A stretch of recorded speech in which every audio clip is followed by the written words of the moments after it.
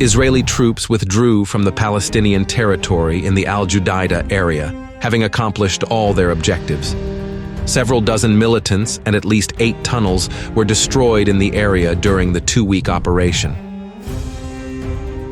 Civilians began to return to Al-Judaidah despite the threatening fresh water situation. Also, Palestinians blamed the Israelis for allegedly destroying the Tunis cemetery, the area where the main fighting took place. A localized operation began in the Tel Al-Hawa area, with the IDF advancing from 2 directions. In the Al-Sabra area, Israeli armored vehicles advanced with artillery support towards the Ramzun at Tayaran junction. In Nusayrat, an airstrike killed at least 10 people, including journalists, while in Al-Maghazi, an UNRWA warehouse was hit. A child died of malnutrition in a hospital in Deir al-Balah. Severe hunger is not yet widespread among refugees. The IDF launched air and artillery strikes against targets, also using drones to drop incendiary munitions. Palestinian forces did not cease shelling Israeli positions near the Netzarim junction. In the south of the Strip, there was fighting in the area of Al-Nasser locality, east of Khan Yunis, and in Al-Shabura camp. Foreign media reported that Hamas successfully rebuilt tunnels that Israeli forces destroyed. In Rafah, an Israeli drone strike killed 6 Palestinian policemen.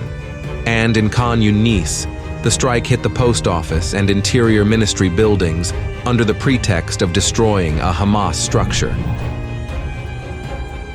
In the West Bank, Israeli police conducted operations to detain citizens suspected of having ties to Hamas.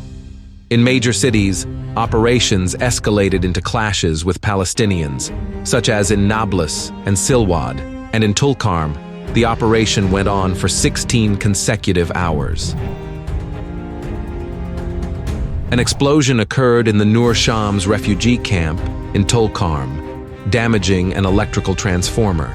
The explosion was suspected to be an accidental detonation of an explosive device planted by militants to blow up IDF soldiers.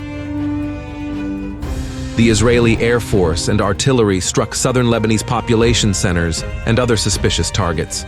For this reason, the border areas were largely abandoned by the local population.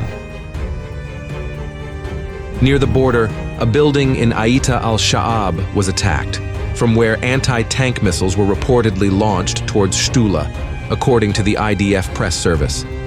A few days later, a truck carrying a rocket launcher was hit in the same area.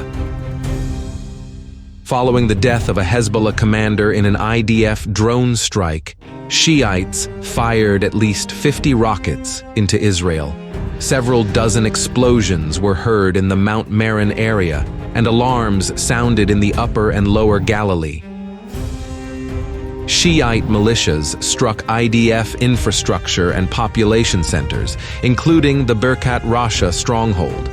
Hezbollah also reported a strike on an Israeli 146th Armored Division position located in Kibbutz Kabri, which injured 1 person.